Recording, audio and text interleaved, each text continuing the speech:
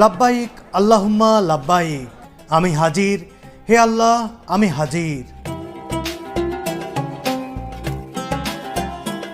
অবশেষে পরম করুণাময়ের ঘর কাবা শরীফে হাজির হয়ে তার কাছে আত্মসমর্পণ করার সৌভাগ্য হলো আমার। কায়মনে স্রষ্টাকে স্মরণ করা, কাবাঘর তাওয়াফ করা কিংবা ছুঁয়ে দেখাটা একেবারে স্বপ্নের মতোই।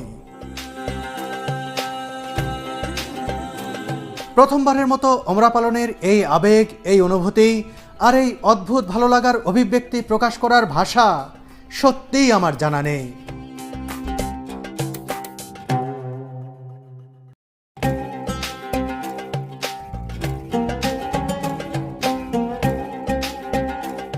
হোটেলে বিশ্রাম নিয়ে ওমরা সম্পন্ন করতে রাত ৮টার দিকে আমরা রওনা দিলাম মসজিদুল হারামের দিকে। আমাদের হোটেল থেকে মসজিদুল হারামের দূরত্ব মাত্র ১.৫ কিলোমিটার। একটি ট্যাক্সি ভাড়া করে এগিয়ে যাচ্ছি আমরা সেদিকে। এ সময় মনটা একেবারেই প্রশান্ত হয়ে আছে। মক্কায় প্রবেশ করার পর থেকেই আল্লাহর শ্রেষ্ঠত্ব স্মরণ করার পাশাপাশি এই নগরীর পবিত্রতা ও মর্যাদা রক্ষায়ও খেয়াল রাখার উপর গুরুত্ব দেওয়া হয়। খুব অল্প সময়ের মধ্যেই আমরা চলে এলাম মসজিদুল হারামের কাছে। কিছুটা দূর থেকে আলো ঝলমলে ক্লক টাওয়ারটি দেখতে পাচ্ছিলাম আমরা। গাড়ি থেকে নেমে হাঁটতে হাঁটতে এগিয়ে যেতে থাকলাম মসজিদুল হারামের দিকে।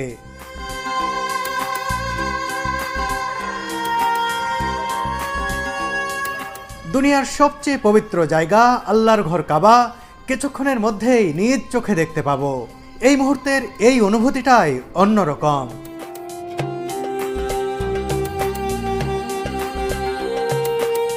বিশ্বের বিভিন্ন প্রান্ত থেকে আসা মুসল্লিদের কেউ ওমরার জন্য প্রবেশ করছেন মসজিদুল হারামে, কেউ বা সম্পন্ন করে বেরিয়ে আসছেন। এখানে এলে সবার মনই শান্ত হয়ে যায়, ধীর হয়ে যায়, স্থির হয়ে যায়।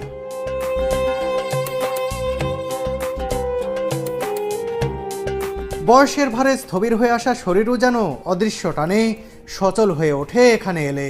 আবার কারো কারো নিজ পায়ে চলার সক্ষমতা নেই, তবু এভাবেই হাজিরা দিতে এসেছেন আল্লাহর কাছে।